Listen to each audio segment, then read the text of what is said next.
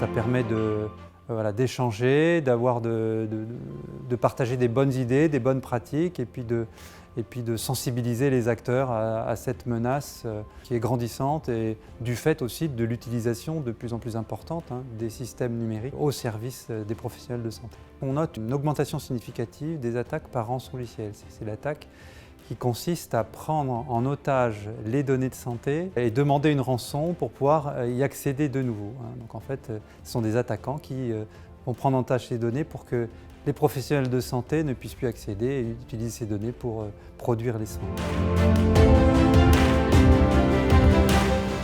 Les personnels de santé manquent d'outils pour discuter sur ces sujets. C'est-à-dire qu'entre des présentations parfois techniques et assez ardues, et des présentations au contraire trop simples, il y a un manque d'entre-deux avec des solutions intermédiaires. C'est ce que nous proposons justement avec cet apprentissage par le jeu qui vise à donner directement aux chefs d'établissement ou aux responsables RSSI les outils nécessaires pour communiquer avec le personnel soignant et lui faire prendre conscience d'un certain nombre d'enjeux de cybersécurité, notamment la façon dont ils impactent leur travail au quotidien.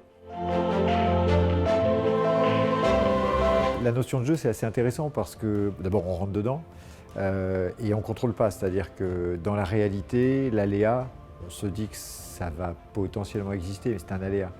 Là, quand les cartes se retournent, l'aléa il tombe. Donc il y a un principe de réalité un petit peu qui nous rattrape. On a bien vu l'intérêt de l'investissement. De toute façon, on va payer.